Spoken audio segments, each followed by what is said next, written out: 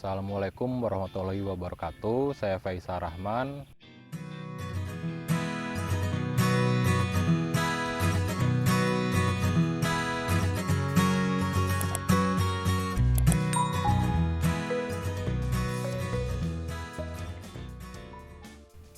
Sore ini saya mau membahas tentang penggunaan mesin rumput untuk menjaga area tanaman yang kita budidayakan ini tetap rapi dan bebas dari tumbuhan yang mengganggu tanaman utama kita.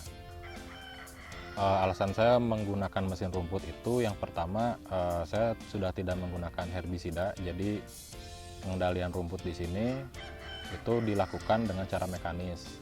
Salah satunya itu pakai mesin. Yang kedua, penggunaan mesin itu sangat menghemat tenaga kerja. Saya merekomendasikan buat teman-teman yang belum berencana memiliki tenaga kerja untuk invest di mesin-mesin ya, terutama yang sering-sering kalian pakai sehari-hari, mesin rumput atau mesin irigasi. Itu akan sangat membantu karena kalian bisa melakukannya sendiri. Oke, ini mesin yang saya pakai yaitu mesin steel, mesin rumput steel. Dia 2 tak, jadi bensinnya dia harus campur oli. Dan ini adalah area kebun yang baru saya babat tadi pagi. Saya babat sendiri.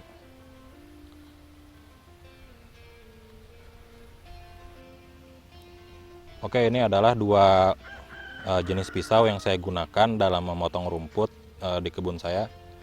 Sebenarnya ada beberapa jenis pisau lagi, tapi 2 ini yang paling saya sering gunakan. Yang pertama itu pisau standar mesin rumput, bentuknya plat besi. Yang kedua itu berbentuk seperti ini. Nah, ini yang kuning ini adalah bagian yang memotong rumputnya. Jadi saat dia berputar dan ini kecepatannya tinggi, dia bisa memotong rumput-rumput yang ada di lapangan. Sekarang pertanyaannya, kapan kita harus menggunakan pisau jenis ini, kapan kita harus menggunakan pisau yang senar seperti ini. Nah, pisau ini itu digunakan saat kita mau memotong area yang bentuknya datar, luas, tanamannya belum banyak, juga lurus.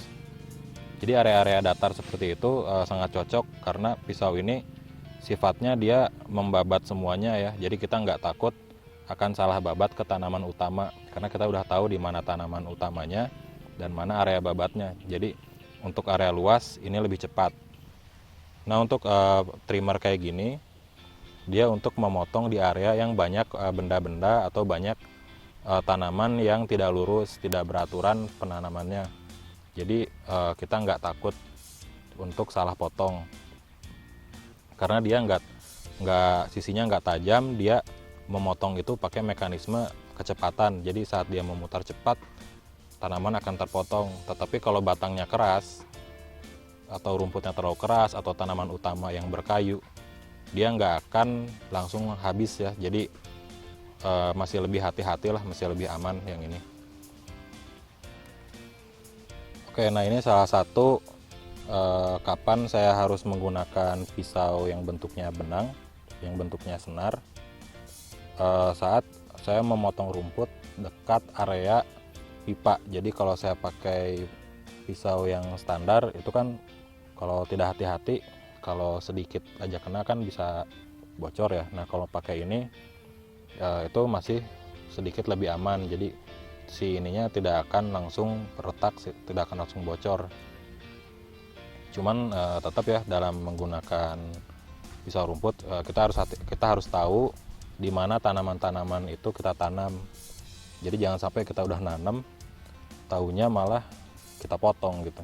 Oh ya, dari kedua pisau ini sebenarnya dua-duanya itu akan ada masa dia ausnya. Kalau di yang plat ini semakin kita asah kan dia semakin habis, semakin kecil kita perlu beri baru. Kalau dari yang ini mungkin ini dari si senarnya ini sendiri, saat dia sudah dipakai sering-sering dia bisa putus atau dia sudah tidak tajam lagi. Untuk senar yang baru itu seperti ini. dia masih kotak dan tajam ya. Jadi untuk memotong dia lebih cepat, tapi kalau udah lama-lama kita pakai, ini semua perlu diganti oleh yang baru ini. Caranya tinggal kita potong segini dan kita masukkan, selipkan ke mata pisaunya. Sedikit tambahan, walaupun kalian udah memotong memakai mesin, tetapi kalian harus perhatikan di bawah area pertanamannya ini, kadang kita takut ya untuk memotong terlalu dalam, takut kena batang. Jadi tetap sih kalau saya pakai alat manual, saya pakai arit untuk membersihkannya.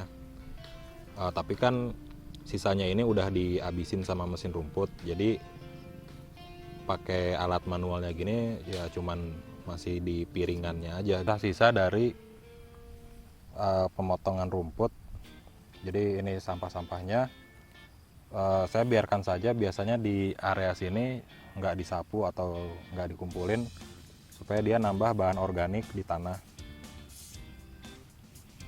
Juga si pemotongannya itu saya nggak terlalu dalam sampai terekspos tanahnya sih, karena saya kurang suka tanah yang terbuka gitu ya. Dari segi kesuburan juga dia akan menurun, karena tanah yang bagus itu harus kita konservasi ya. Satu hal yang harus diperhatikan kalau kalian akan memilih penggunaan mesin rumput dalam pengendalian gulma di kebun kalian, yaitu adalah layout dalam pertanaman kalian. Layout yang lurus-lurus itu lebih mudah dalam dilakukan pemotongan ya, karena dia jalur kalian dalam memotong rumput itu lurus, tidak belok-belok, jadi pengerjaannya lebih cepat. Dan kalian itu udah tahu si tanaman kalian itu ada di mana aja kalau misalkan bentuknya lurus, jadi akan meminimalisir kesalahan kita memotong tanaman kita. Ini saya kasih contohnya itu layout yang bentuknya lebih alami ya. Nah ini sebenarnya masih bisa untuk mesin rumput, tetapi kalian akan kesulitan karena bentuknya itu random.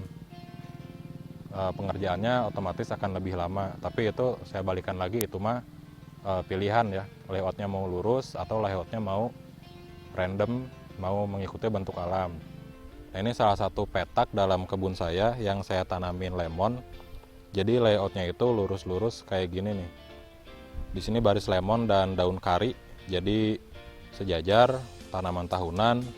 Dilanjutkan dengan di sini masih kosong, tapi rencananya akan saya tanami tanaman semusim.